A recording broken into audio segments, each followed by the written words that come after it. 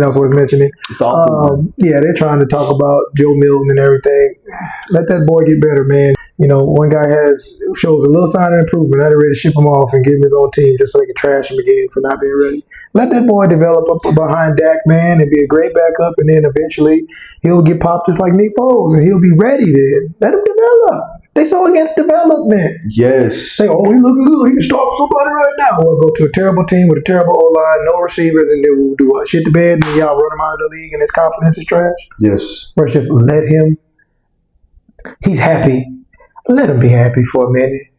Let him be happy. Let him come in, win a couple games. Dak has bumped his toe. Confidence. Mm-hmm. You know, 2 seasons, then ship him off.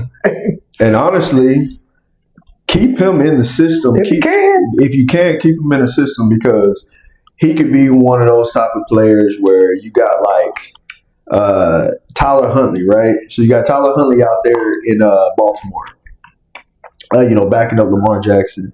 I'm like, look, he can be one of them type of players, but more amplified if you allow for him to develop. Because ideally, the way football is usually used to be designed, that backup quarterback is ready to rock and roll after. Maybe think about Joe Montana and then Steve Young. Ready to go. We ain't in those days no more. Brett Favre and freaking Aaron Rodgers. Ready to go. But now, marinated him for a while. Yes. You can't even put him in the crock pot no more. They want him in the air fryer. They want to burn it up real quick, and they said, okay, time to eat. Man, you cook it fast, is done fast. Meat can't come off the bone like that. Man, come on. It's not ready. It ain't ready to rock and roll. And so I look at because Joe Milton, what did he have? He went 9 for 13, 179 yards, 2 TDs. I will say this about the whole situation in that. Shout out to Camden Brown. He came from Georgia Southern, I believe. Yeah, Georgia Southern. He's one of those I'm about to say red zone nightmares. Yeah. Legit red zone nightmare, which is good because CD can be a red zone nightmare. We already know what George Pickens can do. You know Absolutely. what I'm saying? Then you add this dude. Ferguson's a red zone nightmare. Ferguson's a red zone nightmare as well. Turpin. Yeah, DeMonte Turpin can be a fast tail. Yeah. Yep. And so I'm looking at it as an abundance of weapons that Dallas is having. They should feel super confident on the offensive side of the football. So. Oh yeah, and they still got Flournoy. Yeah, you got Flournoy too. So you still got him too. That's what I'm saying. Like, there's so many dogs on that offense when it comes to just pure weapons. Yeah. Ain't nothing to even worry about. Jaden Blue had a good game. I like that they're just building his confidence up too. I don't know if it's just because he's studying more. So now since he knows the playbook, now he can just go out there and play football. He looks like a sophomore. Yeah. That's what they're supposed to look like. Yep. When you don't throw them in the flame, bust them up. Mm-hmm. Coming off a busted knee or something like that, and busted confidence. Yes. That's what they're supposed to look like. Mm-hmm. Limited pressure, all upside. So whatever he does, oh shit, you look good. This is what he's supposed to be looking like. He's supposed to be doing it. Yes. And he's only going to get better as the season continues. Yeah. That's the beauty of playing in his position right now. He don't have to get beat up. Mm-mm. There's plenty of running backs. So it's going to help him not only stay confident, but fresh. That's another thing that matters. A lot of people don't understand. This is the NFL. Everyone's too fundamentally sound. Okay? Yeah, you're lying. Physically fundamentally sound. Everybody can hit you. I don't care if they're 165 pounds. If they're 165 pounds of DB, that's 165 pounds of a missile. Coming fast. Coming at you fast. Coming fast like a bullet. I'm talking about laying the whole body at you. Like so that's going to hurt. Either way, it's going to hurt. It's not going to matter. Mm-hmm. But just having that physicality with more running backs is going to help him stay fresh. But yeah, when it comes to the Cowboys, another thing I will say that I do like, I was listening to this locker room speech when the offensive lineman was talking. And, he was just talking about just brotherhood, how, the game and how fate brought us together. And that's going to build a brotherhood. And words are powerful. And I've seen the way everybody was in the locker room. They responded. It was like, that's a bar. That's a bar. That's a bar. And they on the same energy, bro. Yes. And that's something I haven't seen in Dallas. I haven't seen. That's the. I don't think I've ever seen. I've seen fake culture. We know, but not that type of culture. We know that's been a missing piece. Yes, that's been a missing piece, and I'm like, okay, y'all been quiet all season, but whenever the camera can finally see what's popping, it just looks like brotherhood. And I'm like, man, if y'all can bring They're that, cooking. yes, if y'all They can got bring all that the energy, ingredients. Now they're cooking. yeah, They ain't loud no more because they're cooking. They figured out how to do what winning franchises and dynasties do. You got to build a foundation first. You got to lay the groundwork. Yep. Build that foundation. You can't throw everybody away after every season and start fresh every time and think that you're going to build something that's going to be able to last and sustain the test of time. That ain't how you build. You got to spend time on that foundation, spend time underneath the soil before you can make sure that you got enough strength to then withstand the test of time. So what we're seeing them is they're doing some marinating, they're doing some cooking. Clearly, the roots is deep They off getting into the roots, ground, yeah. and now that tree's ready to rise Come up out on, of it's that coming. ground. And it's a different tree. And that's why I tell Dallas fans, I'm like, hey, be living in Dallas, Texas. Every year, we're around the fans. We hear the same thing. It's like it's hope every year. Super Bowl, and I'm like, okay, that's cool. Being a football mind, looking at it, some of the rosters currently constructed. I was like, all right. There's a couple big splashes, but we'll see because there's a couple injuries away from some trouble. Yeah. Bernie Mac trouble. You get a couple of injuries, but now seeing how much time and emphasis they put in depth. Not just the 1, 2, 3 big splash players and everybody else is like now they got depth. They got a squad. They got a team. And they over there cooking and marinating like that and forming that brotherhood. That's dangerous because that's longevity material. That's not they looking like they might have a good season. That's they set up for now and some. Like you bet they cooking up something. They coming with it. Dallas is coming with it. At the end of the year. Now I'm looking as a football fan, like that's his team. That's a team from the bottom to the top. And then you bringing in the veteran, Von Miller on the defense. That was missing. Yeah. They got that nice young talent. They got a bunch of good ingredients. They're missing the glue. And two things can give you glue: either experience or performance. You see what I'm saying? Either you can be that top dog putting up big numbers, and that's why they can rally behind a Michael Parsons or something like that, right? Or you got the experience, Trevor Lawrence, before he left, he had leaders on the team, okay? But then now he lost some of that leadership through the experience, right? But then you bring in some experience. You bring in a Von Miller, man. You bring in a veteran safety, for the DB room, you know what I mean? They already got that, and you got some veteran D linemen. I'm trying to find the gap. Then you got the coach in there that's a player's coach, two different players. Coach right? Schottenheimer does seem like a player's coach. Two different players, right? And players can understand that. You got players, coaches, and you got coaches. You got coaches that are real good managers, and then you got leaders of men. It's a different. Some can be both, and those are the legends, right? Those are the Tony Dungy's and all that type of stuff. Those are legends. When you're both, you're also a good manager and you're a good leader. But it looks like they got a player's coach. He looks like a pretty good leader of men. They're cooking up something nice in Dallas. I'm excited to see when the dish comes out. I'm excited because I'm hungry for some good football. Yeah, me too. I'm ready to see what they cooking because, man, it's like one of them cooking shows where like the grand reveal, the chefs, the show they plate and you judge it. I'm like, man, Dallas over there quiet, but their shoulders is moving. They over there doing some good stuff. And every time you tap in, like you say, that old lineman, it's just energy. For a rookie to get up there and just say that, and everybody, all their band of brothers, whoa, and they just gathered around. We know that feeling. Yeah, that's what we miss. When you get done with the game, you miss that locker room, that brotherhood, that fire that goes to the soul. Woo. And you could feel it. Everybody was on that same page. It's like, okay, like this brother is like speaking from the soul, and everybody resonates with that. I said it from the point in time.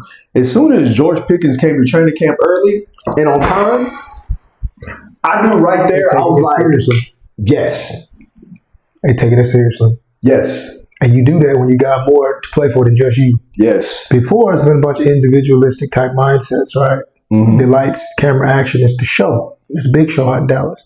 But now you got these players that are bought in to the team, to the chemistry, to the soil, right? To the culture, to their brothers. And that makes you show up on time. You ain't worried about your performance because George Pickens can probably roll out of bed week 1 and go and catch 2 tutties for 115. He could probably do that with his talent. But for him to show up on time, ready. That's dangerous. That shows I'm locked in for us. I'm going to show up because as a unit, we supposed to be here. and we only as strong as our weakest link. And so if we got a weak link in that chain, guess where it's gonna break? It ain't gonna be me. Mm-hmm. I ain't gonna be the weak link in the chain. And if everybody has that same mentality, I'm not gonna be the weak link. Guess what? You ain't got no weak links. Bada boom, bada boom. Talk about it. Bada bing, bada boom. Talk about it. I'm trying to say. For real. I'm excited what's coming out of Dallas, man. We'll see. I ain't screaming Super Bowl, but I just like to see that they look like they're headed in, they're taking a step in the right direction. And in all honesty, because I agree with you, but I will go ahead and kind of throw it out there. They owe it to themselves to be thinking about Super Bowl, honestly. I ain't taking it off the table. Yeah, because, you have a defense that has enough experience and has upgraded where you should feel very confident. Absolutely. You have an offense who has enough experience and has brought back the upgrade from last year on time. Okay? Come on. So when you have those two together, and it's just been clearly a quiet offseason, nothing but grinding, then you think about, now I know it's preseason, but I'm looking at how the backups play. The backups have been playing confident. They've been playing like they want to play for the Cowboys. Come on now. More than just make a football team. Come on now. When you see that, you're like, okay, so we're confident from the top all the way to the bottom. Well, if that's the case, you put it into a game, obviously meaning everyone stays healthy. I don't see why this team can't score 30 points a game and the defense can stop a team from scoring 30 points a game. I don't see why. I don't see it. I think you just said a whole lot. Yes. If you can have the type of consistent output to put up 30 points, and a team they got to be ready for that. Mm-hmm. And you got a defense, and all you got to worry about is stopping 30 points being put up. Man. Hey, man. You give me a long leash. I'm going to have some fun. Yes. I'm going to have some fun. We have some fun now. Because we know the offense, we got a lot of cushion. And that's when you see two dangerous sides of the ball because each one's feeding the next. Each one's feeding the next. Yes, dog. That's where it's at. And speaking of feeding, let's talk about I have to switch subjects because what you said is super, super true. A defense feeds on how the offense is playing. Absolutely. And the offense feeds on how the defense is playing, especially whenever you get into that mid-third quarter, going into the fourth. It's a feeding operation of success. Mm-hmm. I think about the Browns. Browns have been getting their butts towed up these last two preseason games. Yep. It comes with the territory. Everyone's trying to figure out their position. People are trying to figure out who's the leader. It's a new head coach, new personnel, that the head coach is bringing in, the style of personnel, play call and all that good stuff. But one thing you can't deny is that legit leadership where there's just some players that just have an energy around them that is magnified, where players have a trust, they have this extra will united in them because they see that this person has extra will united in them. And what I'm speaking on is the quarterback situation between Shedeur Sanders and Deshaun Watson. Now, reports have been out that Deshaun Watson is officially going to be named the starter. Cool. But the real leader on that team is Shedeur. I've seen it even in the first couple of series that Shedeur was out there and how the defense was playing too whenever he was out there. They played inspired. One thing that changes momentum is whenever a quarterback is doing his thing and the offensive line is believing in who they are protecting and the running backs are believing in who is getting them the football and the receivers feel confident because of the way that ball is coming out with conviction, getting thrown to these receivers. Because one thing that I can say about Shedeur makes everyone look like a superstar. Mm-hmm. Whenever he's at quarterback, he makes everyone look like a superstar. He makes everyone look like they belong. You could have been the 4th, 5th string wide receiver, but he knows how to find windows where he shows that you are actually running your routes right. And he's going to get you the football. Mm-hmm. The whole point of what I'm saying is whenever I seen the way they played against the Bills in that first couple series, and then you seen how the defense went out there and how they was playing inspired football, that kind of stuff matters because players only want to realistically play up to their maximum when they know that the other side of the football has their back. You know what I mean? Or the offensive coordinator has their back, or the defensive coordinator has their back. Absolutely. Making adjustments, doing things that are tailored to winning football. And I've seen, Deshaun's body language. I hope it gets better. I hope it gets better. I hope it gets better because, I see things and I can't help but to think this has to be a money situation why he started, which I respect. They done paid him $230 million and they haven't had a chance to get one full football season out of him. So I see it one of those things where it's like, maybe Cleveland like, look, y'all may not like it, but we're paying this dude $47 million a year. We're going to get something in return out of this. I just feel like it's wrong, though. I feel like that's just my perspective. I feel like it's wrong because you already got your leader there. So what's the plan? Is the plan to let Deshaun play 4 or 5 games? Shador comes up in there. They get in a situation where let's say they're 1-4. The season's over with. Once you hit 1-4 and you're not used to winning football, the season's over with because what's going to happen is Shador gets up in there. Now he has to kind of not necessarily win the leadership role back, but now they have to switch up who their leader is, just like that. And it's just crazy because you look at the draft next year and there's so many abundance of quarterbacks. This is just going to be a repeated cycle going into next year about them going to go get another quarterback and then that's going to solve the situation.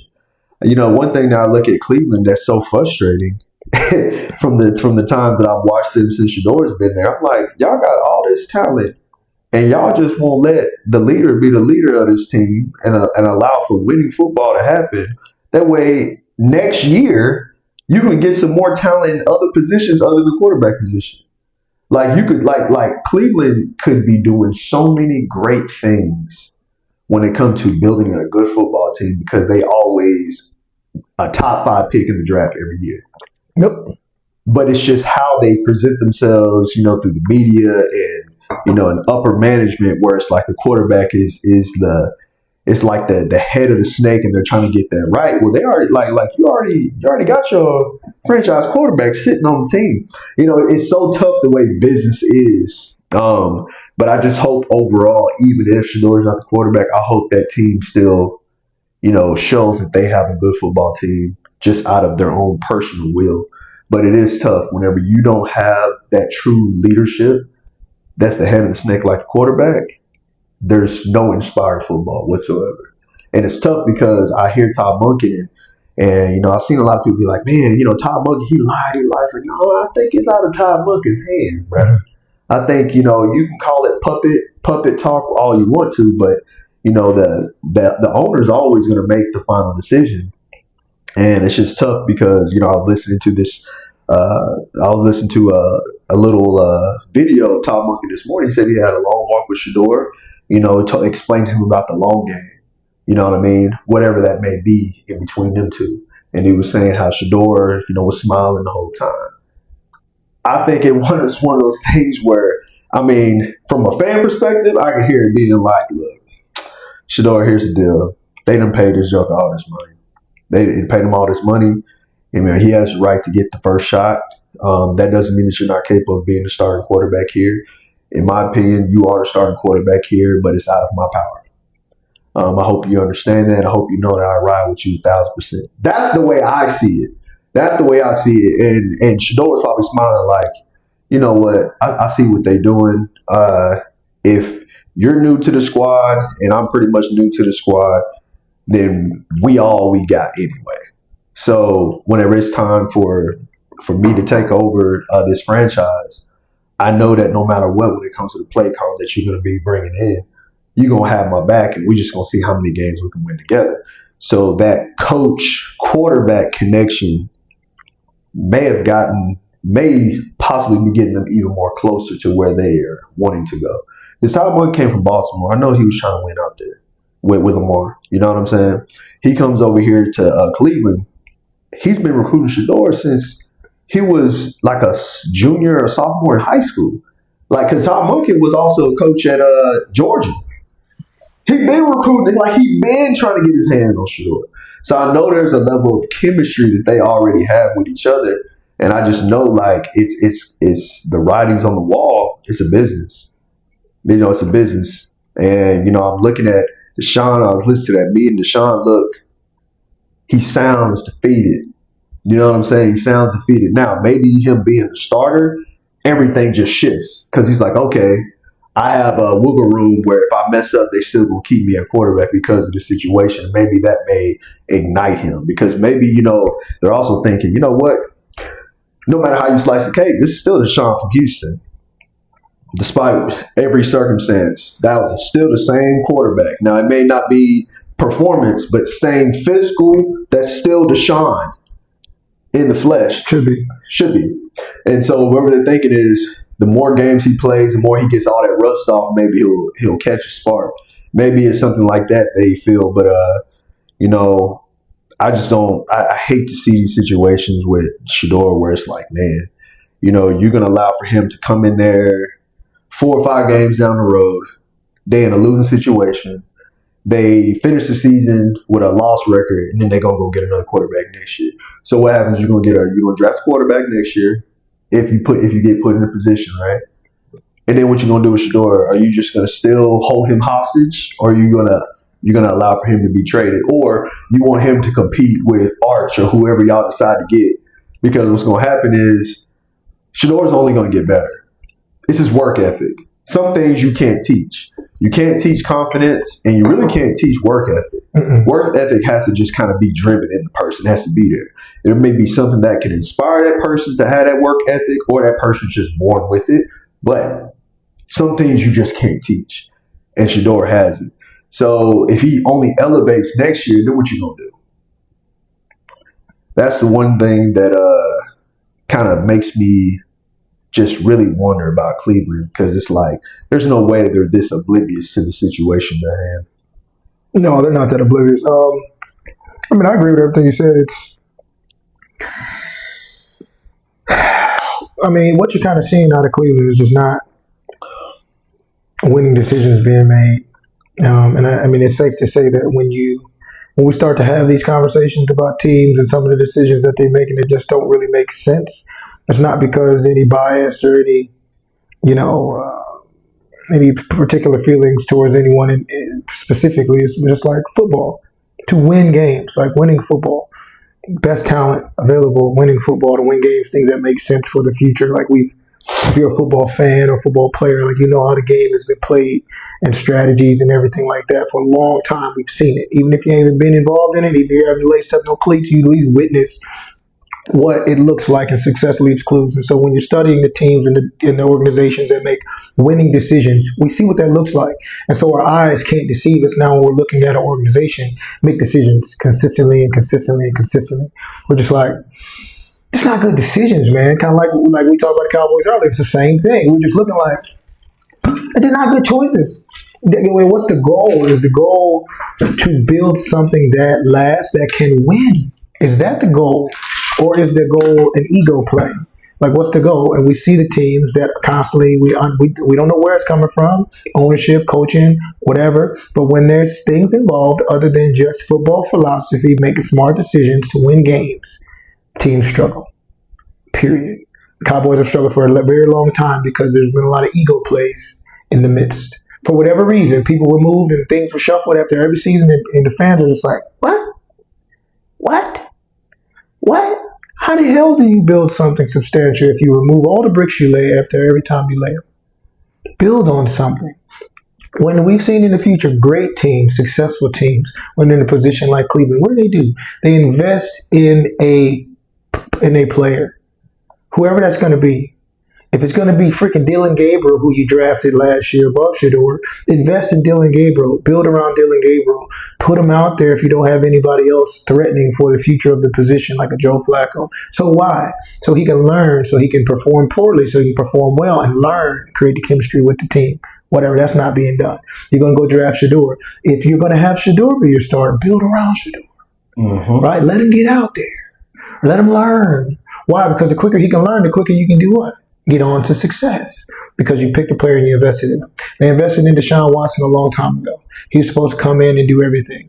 That's gambling, baby. That's gambling 101. We know how it is to gamble. You go to the casino right now, you're going to gamble. Don't walk in there if you ain't willing to lose no money. Boom. That's what comes with gambling. Yep. The greatest rewards come with the greatest risks. Okay? And so don't sit around tanking yourself, shooting yourself in the foot for now 5 to 7 years because you made a bad gamble. We're not mad at you for making the gamble. Shoot, that was Deshaun Watson out of Houston. Man, that's what I'm saying. Wasn't nobody mad about that gamble. No, We're still not mad about that gamble. We're waiting on Deshaun to figure out he's Deshaun Watson out of Houston. Because before he left Houston, he wasn't playing like Deshaun Watson out of Houston. Yes. Whatever happened, he came back. It changed up his approach to the game. He's a little less hesitant. He's a little more hesitant to run. He's a little bit more, reluctant to make some of those risky plays down the field. Whatever has happened to Deshaun over the course of his NFL professional career, coming out of Clemson, coming out of them first few years in the league, has changed him. We don't know what. Maybe the adversity he went through, everybody's different. We bounce back different. People don't we don't know what's going on in people's lives. Right. You see what I'm saying? We have no idea. Some people make it to the NFL and then boom, they're out in 2 years. We're like, what happened to him? He was the man, Johnny Manziel. Like, whoa, you're supposed to be Johnny Football. Change the game. Things happen. But you don't hold on to what's tearing your hand up and won't release it so that then you can go and have space to put in there what actually is going to take you to the next direction. Deshaun should have been the guy, and he should have got it done the past 3 years. Yes, he should have. You expected to get a certain mentality, a certain play style out of this guy, and you haven't received that. It's up to him to show who he is, because when he's on the field, he doesn't play exceptionally well. And I like Deshaun Watson. I want to see him doing well, whether it's for Cleveland Browns or somebody else on his chest. I don't care where he goes. I'm just a fan of good players and good football. But not everybody bounces back. That's what creates the divide of greatness. We're not saying that this person is great over the next person. No, because it made it through the gauntlet of injuries, of adversity, of life, of personal problems, of conquering yourself. Everybody goes through the same gauntlet. Yes. Everybody has that same pressure. Some players do it well enough to succeed for time. Some don't.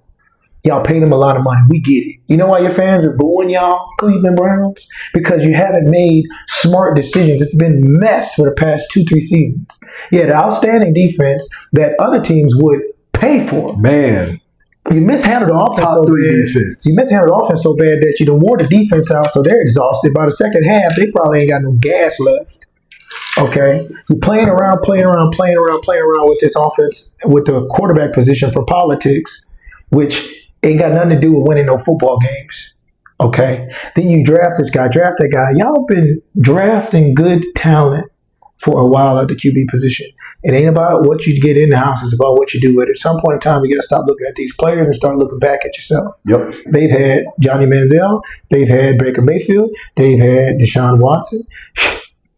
And the list goes on. There have been some other guys they've had, but every year they got guys. Ain't no telling me that these guys just can't play football. Something ain't right. And we're seeing it at the foundational level of decision making. Am I against them getting their monies or saying, hey, listen, because just like Minnesota did, they gave Kirk Cousins an opportunity. He went out there. I don't know, he might have had a bad game or a good game. But next thing you know, he went down to the bottom of the depth chart, and they shipped him on out of there. They ate all that money. Mm-hmm. They said, that's all right.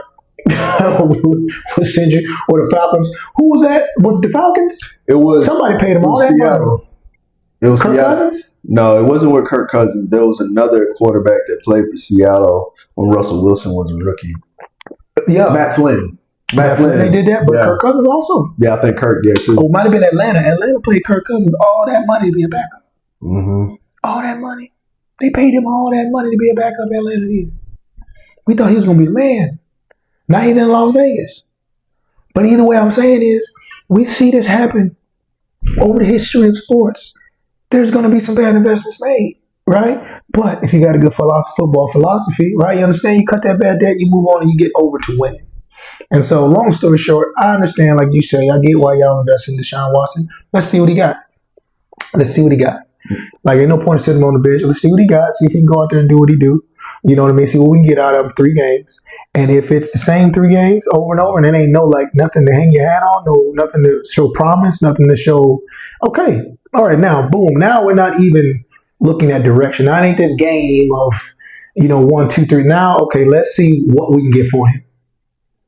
Now let's see who's interested in developing Sean or being patient with him. Because now let's just go young.